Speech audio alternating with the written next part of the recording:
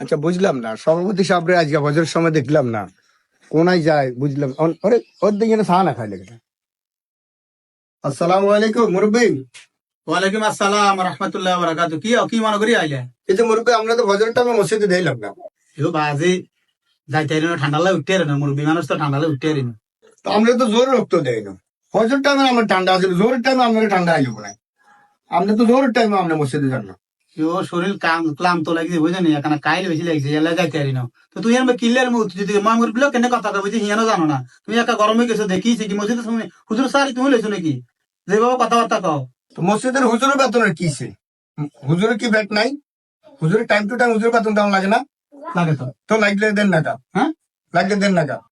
বুঝলাম না, তুমি হঠাৎ করে দেয় একটা মানে তোমার ইয়ে উঠলে বেশি লাগা যান মসজিদের হুজুরের বেতন দেন না গা, হুজুরের বেতন এই হয়েছে কি তোমার কি এখানে হুজুর নিয়ে লাগাই দিছে?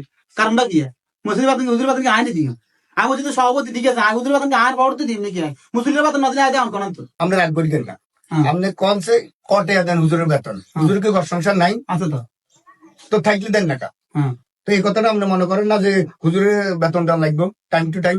আপনি যখন সভাপতির দায়িত্ব নিছেন তাইলে আপনি এই কাজটা আপনার করার দরকার না? তুমি যেভাবে কথা কও লাগান আই মসজিদে আর দিন বইতে লাগবে, সভাপতি চাই আই কিলে লইছি, আই এখানে বই দেখতে হইব, বেতন আর খবর তো দিয়ে দিম তো। আর মসজিদের বেতন হুজুরকে বেতন কম দেনি, ৬,০০০ টাকা বেতন দিই হুজুরে। ইয়ার তোমরা কিছু ভাবলি এখন বেশি উত্তেজিত হয়ে গেছো, কে সভাপতি তোরা দোষ হয়ে গেছে নাকি মেয়া? আপনি রাগ হইয়েন না।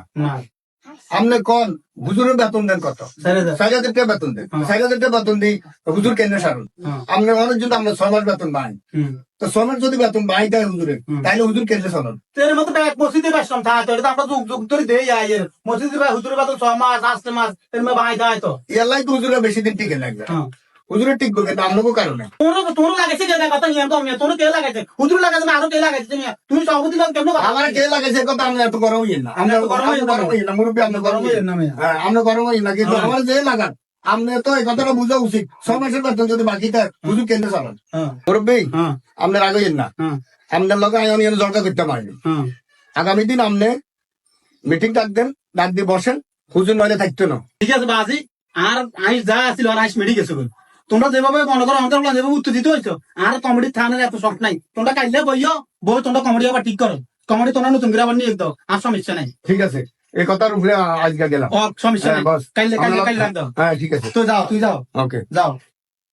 আরে হেবেড়া আজ যেভাবে গরম হয়েছে, আমি এবার সারি গিরি লাগাতাম না, হুজুর সারি করি হারা দিন গেল হুজুর ইসে একদম মানুষের ইসে একদম টেয়ার লাই হুজুর টেয়ার লাই বেড়া বয় কাইলে সমস্যা নাই, সভাপতি থাকতে নয়।